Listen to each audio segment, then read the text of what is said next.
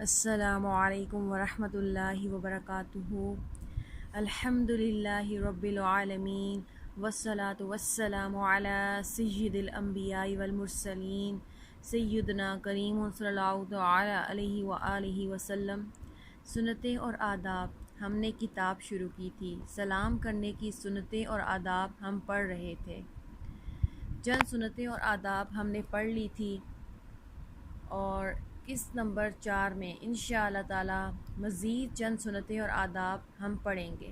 اس سے پہلے اچھی اچھی نیتیں فرما لیجئے، سن کر عمل کرنے کی کوشش بھی کریں گے اور دوسروں کو بھی اس کی ترغیب دلائیں گے۔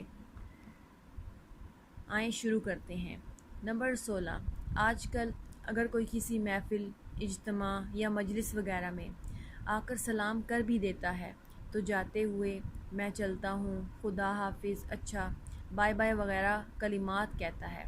لہٰذا مجلس کے اختتام پر ان سب الفاظ کے بجائے سلام کیا کریں۔ چنانچہ حضرت ابو ہریرہ رضی اللہ تعالی عنہ حضور نبی کریم صلی اللہ تعالی علیہ وآلہ وسلم سے روایت کرتے ہیں، جس وقت تم میں سے کوئی کسی مجلس کی طرف پہنچے سلام کہے، اگر ضرورت محسوس کرے وہاں بیٹھ جائے، پھر جب کھڑا ہو سلام کہے، اس لیے کہ پہلا سلام دوسرے سے زیادہ بہتر نہیں ہے۔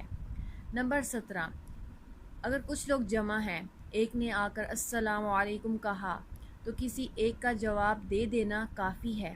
اگر ایک نے بھی نہ دیا تو سب گناہ گار ہوں گے۔ اگر سلام کرنے والے نے کسی ایک کا نام لے کر سلام کیا یا کسی کو مخاطب کر کے سلام کیا تو اب اسی کو جواب دینا ہوگا، دوسرے کا جواب کافی نہ ہوگا۔ حضرت مولا علی کرم اللہ وجہ الکریم سے روایت ہے، جب کوئی شخص گزرتے ہوئے سلام کہہ دے اور بیٹھنے والوں میں سے ایک شخص جواب دے تو سب لوگوں کی طرف سے کفایت کر جاتا ہے۔ نمبر 18، السلام علیکم کہنے سے 10 نیکیاں، السلام علیکم ورحمۃ اللہ کہنے سے 20 نیکیاں، جبکہ السلام علیکم ورحمۃ اللہ وبرکاتہ کہنے سے 30 نیکیاں ملتی ہیں۔ چنانچہ حضرت عمران بن حسین رضی اللہ تعالی عنہ سے روایت ہے کہ ایک آدمی حضور تاجدار مدینہ صلی اللہ تعالی علیہ وآلہ وسلم کی خدمت میں حاضر ہوا اور اس نے عرض کیا، السلام علیکم۔ آپ صلی اللہ تعالی علیہ وآلہ وسلم نے فرمایا، 10 نیکیاں لکھی گئی ہیں۔ پھر دوسرا حاضر ہوا، اس نے عرض کیا، السلام علیکم ورحمۃ اللہ۔ آپ صلی اللہ تعالی علیہ وآلہ وسلم نے اس کو جواب دیا، وہ بھی بیٹھ گیا۔ آپ صلی اللہ تعالی علیہ وآلہ وسلم نے فرمایا، 20 نیکیاں لکھی گئی ہیں۔ پھر ایک اور آدمی حاضر خدمت ہوا، اس نے عرض کیا، السلام علیکم ورحمۃ اللہ وبرکاتہ۔ آپ صلی اللہ تعالی علیہ وآلہ وسلم نے اس کو جواب دیا اور فرمایا، 30 نیکیاں ہیں۔ نمبر 19، اعلیٰ حضرت امام اہل سنت امام احمد رضا خان علیہ رحمۃ الرحمن فتوی رضویہ جلد 22 صفحہ 409 پر فرماتے ہیں، کم از کم السلام علیکم اور اس سے بہتر ورحمۃ اللہ ملانا اور سب سے بہتر وبرکاتہ شامل کرنا اور اس پر زیادت نہیں۔ پھر سلام کرنے والے نے جتنے الفاظ میں سلام کیا ہے جواب میں اتنے کا اعادہ تو ضرور ہے، اور افضل یہ ہے کہ جواب میں زیادہ کہے۔ اس نے السلام علیکم کہا تو یہ وعلیکم السلام ورحمۃ اللہ کہے، اور اگر اس نے السلام علیکم ورحمۃ اللہ کہا تو یہ وعلیکم السلام ورحمۃ اللہ وبرکاتہ کہے، اور اگر اس نے وبرکاتہ تک کہا تو یہ بھی اتنا ہی کہے کہ اس سے زیادت نہیں۔ نمبر 20، جو سو رہے ہوں ان کو سلام نہ کیا جائے بلکہ صرف جاگنے والوں کو سلام کریں۔ چنانچہ حضرت مقداد رضی اللہ تعالی عنہ سے مروی ہے کہ آپ صلی اللہ تعالی علیہ وآلہ وسلم رات کو تشریف لاتے تو سلام کہتے۔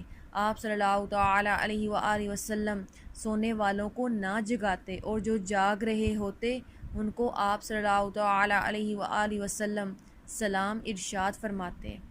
بس ایک دن حضور صلی اللہ تعالی علیہ وآلہ وسلم تشریف لائے اور اسی طرح سلام فرمایا جس طرح فرمایا کرتے تھے، جلوہ یار ادھر بھی کوئی پھیرا تیرا، حسرتیں 8 پہر تکتی ہیں رستہ تیرا۔ نمبر 21، زبان سے سلام کرنے کے بجائے صرف انگلیوں یا ہتھیلی کے اشارے سے سلام نہ کیا جائے۔ حضرت عمر بن شعیب بواسطہ والد اپنے دادا رضی اللہ تعالی عنہ سے روایت کرتے ہیں، نبی کریم صلی اللہ تعالی علیہ وآلہ وسلم نے فرمایا، ہمارے غیر سے مشابہت پیدا کرنے والا ہم میں سے نہیں۔ یہود و نصارہ کی مشابہ نہ بنو۔ یہودیوں کا سلام انگلیوں کے اشارے سے ہے اور عیسائیوں کا سلام ہتھیلیوں کے اشارے سے۔ اگر کسی نے زبان سے سلام کے الفاظ کہے اور ساتھ ہی ہاتھ بھی اٹھا دیا تو پھر مذائقہ نہیں۔ نمبر 22، سلام اتنی اونچی آواز سے کریں کہ جس کو کیا وہ سن لے۔ نمبر 23، سلام کا فوراً جواب دینا واجب ہے۔